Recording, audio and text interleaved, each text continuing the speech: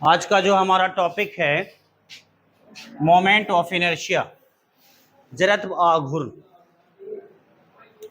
ये इनर्शिया जो वर्ड है, ये जड़त्व हम लोग पढ़ चुके हैं क्लास 9th में भी और 11th के पिछले एक्सरसाइज में भी, याद होगा आप लोग को।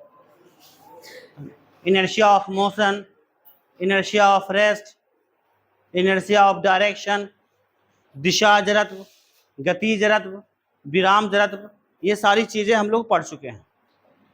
वही जड़त्व यहाँ है, लेकिन यहाँ पे एक ये है कि जड़त्व आघूर्ण है, मोमेंट ऑफ इनर्शिया। तो इससे पहले जो हम लोगों ने जड़त्व पढ़ा है वो लीनियर मोशन में पढ़ा है, ट्रांसलेशनल मोशन में पढ़ा है। बात समझ रहे हो ना? Linear motion, linear motion, linear motion, और एक होता है ट्रांसलेशनल मोशन, रैखिक गति। यह है रैखिक गति। तो मैंने आप लोग को बताया था कि जब एक कण, जब एक पार्टिकल, जब एक कण, एक पार्टिकल गति करती है स्ट्रेट लाइन में, तो उस गति को हम रैखिक गति कहते हैं, लीनियर मोशन कहते हैं। मेरी बात गौर से सुने। एक कण, वन पार्टिकल, जब कोई कण, कितना कण? एक कण, जब वो स्ट्रेट लाइन में मोशन करेगी, गति करेगी, स्ट्रेट लाइन बोले तो सीधी रेखा, तो उसे हम रैखिक गति कहते हैं, लीनियर मोशन कहते हैं। लेकिन मोर देन वन पार्टिकल्स, एक से ज्यादा कण, अगर एक से ज्यादा कण जब वो गति करता है, जब एक से ज्यादा कण मिलकर क्या बनाता है? एक वस्तु बनाता है, सिस्टम ऑफ पार्टिकल्स, एक निकाय। जब वो एक निकाय स्ट्रेट लाइन में, सीधी रेखा में जब वो गति करेगा तो उसे लीनियर नहीं बल्कि ट्रांसलेशनल मोशन कहते हैं। मेरी बात समझे? फिर से सुनिए। जब एक कण स्ट्रेट लाइन में गति करेगा तो वो रैखिक गति है, लेकिन जब कणों का निकाय, एक से ज्यादा कण स्ट्रेट लाइन में गति करेगा तो उसे क्या कहेंगे? ट्रांसलेशनल मोशन कहेंगे। तो हम लोगों ने जो इनर्शिया पढ़ा है, जड़त्व जो हम लोगों ने पढ़ा है, वो लीनियर और ट्रांसलेशन में पढ़ा है कि जब वस्तु सीधी रेखा में गति करती है तब हम लोगों ने पढ़ा। मेरी बात समझ रहे हैं ना आप लोग? तो ये रैखिक गति हम आप लोग को बता चुके हैं, पढ़ा चुके हैं ना। जैसे आप देखिएगा, हम के एक है ये लीनियर मोशन, लीनियर मोशन, और इधर हम लिखते हैं रोटेशनल मोशन, रोटेशनल मोशन। अब ध्यान दें आप, लीनियर मोशन में दूरी को हम क्या किससे प्रदर्शित करते हैं? एस। रोटेशनल मोशन में, लीनियर मोशन में दूरी को विस्थापन एस, रैखिक विस्थापन। लेकिन अगर रोटेशनल मोशन है, घूर्णन गति है, तो इसके विस्थापन को क्या कहते हैं? कोणीय विस्थापन, थीटा, एंगुलर डिस्प्लेसमेंट। बता चुके हैं ना। रैखिक गति में जो विस्थापन होता है, विस्थापन मतलब एक स्थान से दूसरा स्थान चला जाना, स्थान में परिवर्तन को विस्थापन कहते हैं। जब कोई वस्तु स्ट्रेट लाइन में गति करती है, सीधी रेखा में गति करती है, और उसका विस्थापन होता है, जैसे मैं यहाँ पे अभी हूं, मैं यहाँ से यहाँ आ गया तो मेरे स्थान में परिवर्तन हुआ। मैं वहां पे था, वहां से मैं यहाँ आ गया तो मेरे स्थान में परिवर्तन हुआ। तो ये विस्थापन हुआ, तो इस विस्थापन को रैखिक विस्थापन कहेंगे, लीनियर डिस्प्लेसमेंट कहेंगे, क्योंकि मैंने जो मोशन किया है वो सीधी है, इन स्ट्रेट लाइन। ठीक है। लेकिन एक विस्थापन होता, घूर्णन गति में, रोटेशनल मोशन में जो विस्थापन होता है वो रैखिक विस्थापन नहीं होता है, उसको कोणीय विस्थापन कहते हैं। आपको हम पढ़ा चुके हैं। देखिए ये आप यहाँ पे देखिए, ये वस्तु अगर यहाँ पे है, यहाँ से अगर यहाँ आ गई तो ये विस्थापन कहलाता है कोणीय विस्थापन। ये विस्थापन कौन विस्थापन कहलाएगा? ये विस्थापन बाबू कोणीय विस्थापन कहलाएगा, एंगुलर डिस्प्लेसमेंट कहलाएगा, और इसे थीटा से प्रदर्शित करते हैं। ठीक है, चलिए रैखिक गति और घूर्णन गति। अब रैखिक गति में वेग को क्या कहते हैं? भी से प्रदर्शित करते हैं। वेग को वेग को भी से प्रदर्शित करते हैं। रैखिक वेग, कि दोनों में आपको हम फर्क समझा रहे हैं, दोनों को, इसलिए मैंने दोनों को साथ लिखा है ताकि आप समझिए। रोटेशनल मोशन, रोटेशनल मोशन में वेग को क्या कहते हैं? कोणीय वेग। कोणीय वेग एंगुलर वेलोसिटी किस चीज से प्रदर्शित करते हैं? ओमेगा। सब नोमरिकल अभी आएगा, सब नोमरिकल बनाएंगे नहीं, सबका यूज होगा आगे चल के। रोटेशनल मोशन में कोणीय वेग, यह कोणीय विस्थापन, ये क्या है आपका? यह कोणीय विस्थापन।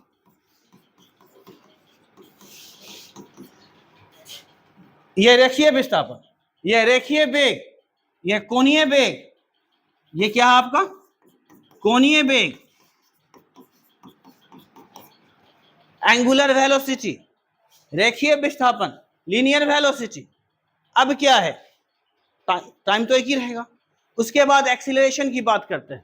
त्वरण, त्वरण, युवा रेखीय त्वरण, लीनियर एक्सीलरेशन। वेग में परिवर्तन को त्वरण कहते हैं ना, वेग में परिवर्तन की दर को क्या कहते हैं? त्वरण कहते हैं।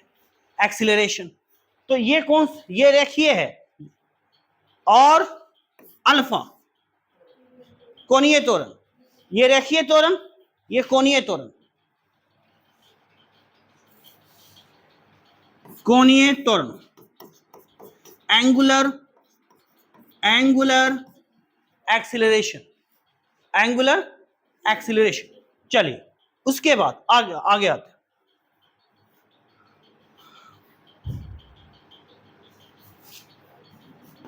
अगर मैं मास की बात करूं, जो वस्तु गति कर रही है, चाहे वो रैखिक गति करे, स्ट्रेट लाइन, या घूमे, घूर्णन गति करे, वस्तु का द्रव्यमान तो वही रहता है ना। अब देखिए यहां पे देखिएगा, लीनियर डिस्प्लेसमेंट, रैखिक विस्थापन, कोणीय विस्थापन थीटा, रैखिक वेग, कोणीय वेग ओमेगा, त्वरण, और ये क्या है आपका? त्वरण, रैखिक त्वरण है। ये अल्फा क्या है? कोणीय त्वरण, कोणीय त्वरण है। इसे मैं अभी मास वाली, इतना समझ गए आप लोग। अब देखिएगा रैखिक गति के लिए क्या लगाना पड़ता। अब आइए जगह पर, ये इतनी चीज मैं पहले भी बता चुका हूं।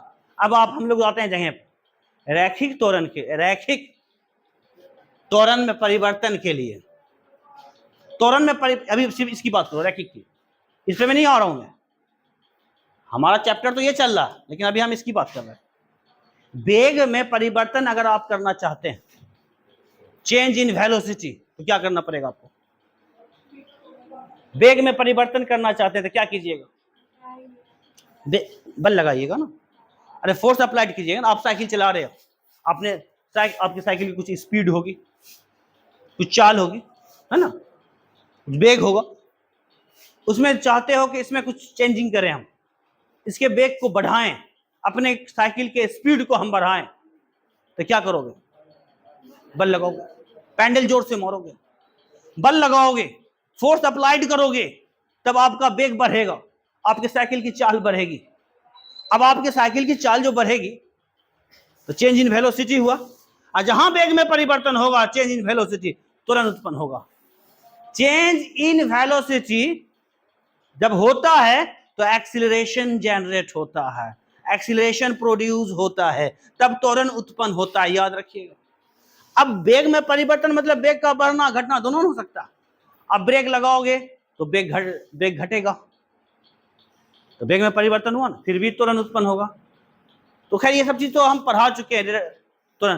तो ये जो त्वरण उत्पन्न होना क्यों होगा? जब वेग, त्वरण उत्पन्न कब होगा? जब वेग में, अब वेग में परिवर्तन कब होगा? जब बल लगाएंगे। जब क्या लगाएंगे? यानी मतलब क्या है कि ये सब चीज में क्या लगेगा? यहां पर बल। रैखिक त्वरण के लिए क्या यूज होता है? रैखिक त्वरण में परिवर्तन के लिए, रैखिक त्वरण उत्पन्न करने के लिए बल की आवश्यकता होती है। रैखिक त्वरण उत्पन्न करने के लिए बल की आवश्यकता, रैखिक वेग में परिवर्तन के लिए बल की आवश्यकता होती है। रैखिक वेग में परिवर्तन के लिए बल की आवश्यकता होती है। लेकिन सुनिए गौर से, इधर आइएगा, कोणीय त्वरण, अब कोणीय त्वरण में परिवर्तन करना चाहते हैं, कोणीय त्वरण उत्पन्न करना चाहते हैं, एंगुलर एक्सीलरेशन, एंगुलर एक्सीलरेशन हमें चाहिए।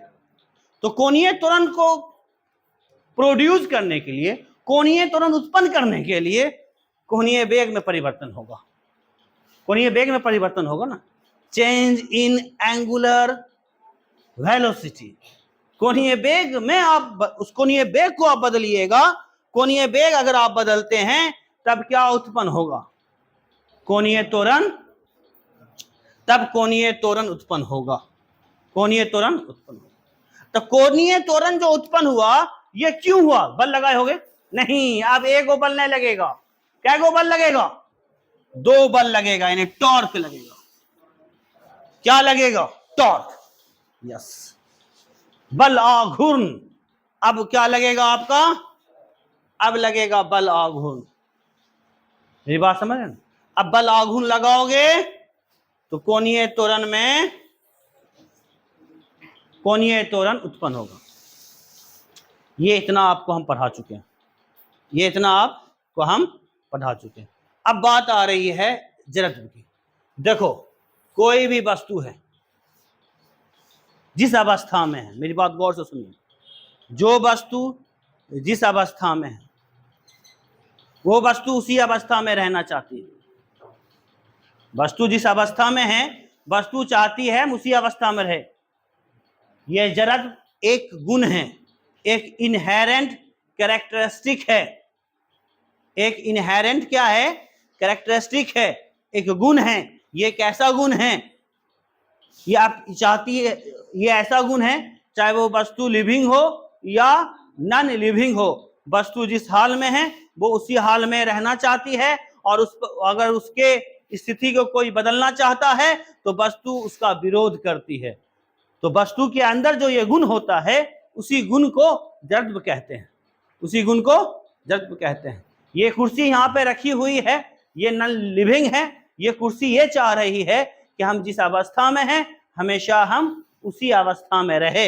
ये रेस्ट में है, ये कुर्सी की ख्वाहिश है, इस कुर्सी की इच्छा है कि हमेशा हम रेस्ट में ही रहे, हमें कोई डिस्टर्ब ना करे। अब मैं इस पर बल लगाऊंगा तो ये मेरे बल का विरोध करेगी, ये कुर्सी मेरे बल का विरोध करेगी और ये चाहेगी कि हम अपनी ही अवस्था में रहे। तो इसका ये चाहना, इसकी ये ख्वाहिश, इसे ही इनर्शिया कहते हैं। इसे क्या कहते हैं हम? बात समझे? जब वस्तु रैखिक गति करती है, और चाहे जब वस्तु रैखिक गति करे और उसको कोई रोकना चाहे तो रुकना नहीं चाहती है, क्योंकि उसके पास क्यों नहीं? बोल, अपने ऊपर जो बल लगता है उसका विरोध करती है। उसी को हम क्या पढ़ाए थे ना आपको, इनर्शिया ऑफ मोशन। अब बस पे सवार हैं, बस पे खड़े हैं आप, बस गति की अवस्था में हैं, आपका पूरा शरीर भी गति की अवस्था में है। एकाएक ड्राइवर ब्रेक मारा, बस रुकी, आपका शरीर रुकना नहीं चाह रहा है, क्योंकि आपका शरीर जो है मोशन में था, गति में था, एकाएक उसको रोका गया है और वो रुकना नहीं चाह रहा है। अगर आप बैलेंस की स्थिति, आपने किसी को कोई चीज़ अगर पकड़ के नहीं रखा है तो आप आगे की तरफ गिर जाओगे, क्योंकि आपका शरीर वो रुकना नहीं चाह रहा है, वो चाह रहा है हम आगे ही जाएं, हम आगे ही जाएं। आपका शरीर चाह रहा है, तो आपके शरीर की ये इच्छा, ये ख्वाहिश, इसे ही तो इनर्शिया ऑफ मोशन कहेंगे, इसे ही तो इनर्शिया कहते हैं कि हम हमेशा गति में ही रहे। आप गाड़ी में बैठे हुए हो, आप सीट खड़े हो, ऐसे बैठे न, आप बस पे खड़े हैं, बस भी रेस्ट में है, आप भी रेस्ट में हैं, बस भी रुकी हुई है, आप भी रुके हुए हो, आपका पूरा शरीर रुका हुआ है। एकाएक ड्राइवर आया, ड्राइवर आया, उसने बस चालू किया, जैसे बस चालू किया तो फिर क्या देखता है, जैसे वो बस चालू करेगा आप पीछे की तरफ जाओगे, आपको पीछे की तरफ धक्का महसूस होगा ना। टेंडम अगर चालू, आप कुछ नहीं पकड़े हुए, एक बस चालू होगी तो आप पीछे की तरफ गिरिएगा, धक्का महसूस कीजिएगा। ऐसा क्यों होता है? ऐसा इसलिए होता है कि बस रेस्ट में थी, आपका पूरा शरीर रेस्ट में था, और आपका शरीर रेस्ट में था, वो पूरा शरीर ये चाह रहा था कि हम रेस्ट में ही रहे, लेकिन ड्राइवर आया, उसने बस चालू की, उसने गाड़ी चालू किया, और गाड़ी तो बिना चलने लगी, लेकिन शरीर तो ये चाह रहा था हमको कोई लेके ना जाए, हम जैसे हैं हम वैसे रहें। तो बस आगे गई, अब वो पीछे गिरा। तो यही तो चाहत, ख्वाहिश, इच्छा, यही तो इनर्शिया है, इसे ही तो हम जज्ब कहते हैं। ये सब रैखिक गति में हम लोगों ने पढ़ा, लीनियर मोशन में पढ़ा। ये सब हमने किस में पढ़ा? लीनियर मोशन में, कि जब कोई वस्तु लीनियर गति करती है, जब कोई वस्तु रैखिक गति करती है, और उस पर वो उसी रैखिक गति करे या विराम अवस्था में रहे, जब कोई वस्तु रैखिक गति करे या विराम अवस्था में रहे, और वस्तु उसी अवस्था में रहना चाहे हमेशा, तो उसे हम क्या कहते हैं? रैखिक जड़त्व कहते हैं, लीनियर इनर्शिया कहते हैं। क्या कहते हैं? लेकिन अब आइए यहां पे, लेकिन जब कोई वस्तु रोटेट करे, रोटेट बोले तो वृत्तीय गति करे, घूर्णन गति करे, रोटेशनल मोशन करे, तो वो भी तो यही चाह रही है ना कि हमरे कोई रोके नहीं, हमको कोई रोके नहीं, हम हमेशा गति करते रहें। उसकी भी ख्वाहिश है, उसकी भी इच्छा है। ये पंखा गति कर रहा है, ये पंखा रोटेट कर रहा है, ये घूम रहा है, ये घूर्णन गति कर रहा है। और इस पंखा की ख्वाहिश जानते हो क्या है? इसकी इच्छा क्या है? कि हमेशा हम घूमते रहें, हम घूर्णन गति करते रहें, रोटेशनल मोशन करते रहें। आप स्विच ऑफ कीजिएगा, तो जैसे आपने स्विच ऑफ किया, फोर्स, टॉर्क अप्लाइड हुआ, यहाँ बल अप्लाइड नहीं हुआ, टॉर्क। घूर्णन गति में बल नहीं लगता। अरे घूर्णन गति में बल लगता है, बल तो रैखिक गति में लगता है। अब जैसे स्विच ऑफ किए, यहाँ टॉर्क अप्लाइड हुआ, ये पंखा अब रुकेगा, लेकिन पंखा अब टॉर्क का पंखा विरोध भी करता है, नहीं हम नहीं रुकेंगे, जी ख्वाहिश नहीं है रुकने की।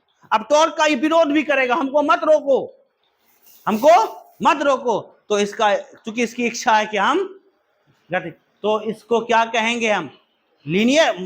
इसको क्या, जैसे यहाँ मोमेंट ऑफ इनर्शिया, तो लीनियर इनर्शिया कहेंगे? नहीं, इसको मोमेंट ऑफ इनर्शिया कहेंगे, इसको मोमेंट ऑफ। तो याद रखिए, मोमेंट ऑफ इनर्शिया कब होता है? जब कोई वस्तु कौन गति करती है?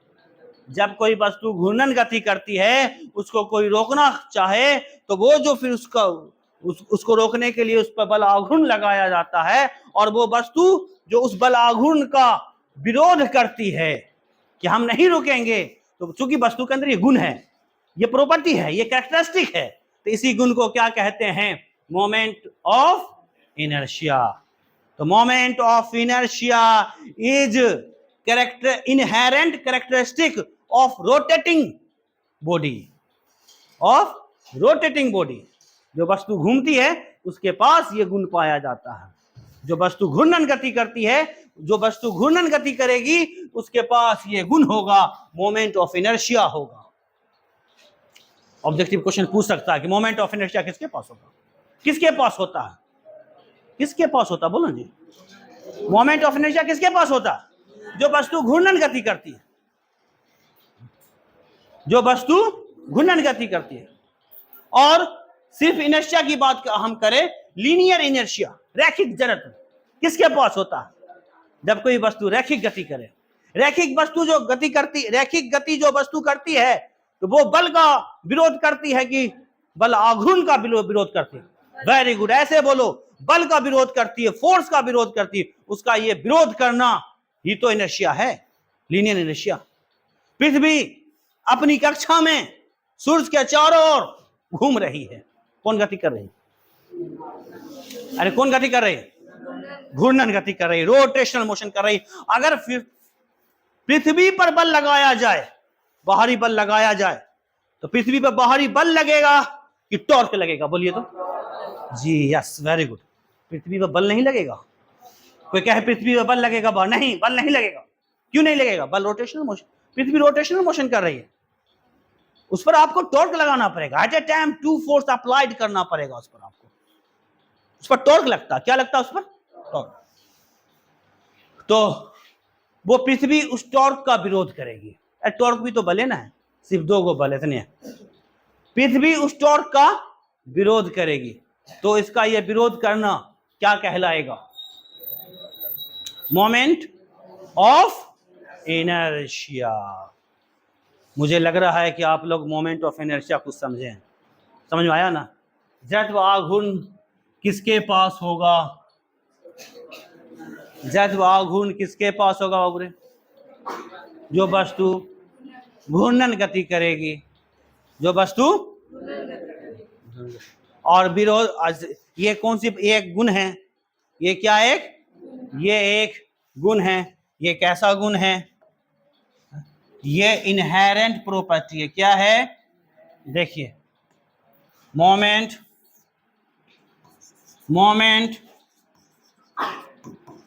Of inertia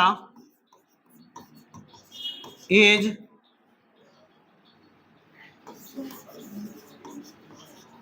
characteristic of rotating body. Moment of inertia is characteristic of rotating body, है ना? चलिए, आप पहले इसे कॉपी करें, तो उसके बाद मैं इसका डिफिनेशन वगैरह पर ये सब चीज लिखाऊंगा, है ना? फॉर्मूला क्या होता है, ये कौन, इसका नेचर क्या है, इसका डायमेंशन क्या है, इसका यूनिट क्या है, चलेगा। पहले आप इसे सिर्फ उतार लें, उसके बाद उतारिए तो जल्दी फास्ट।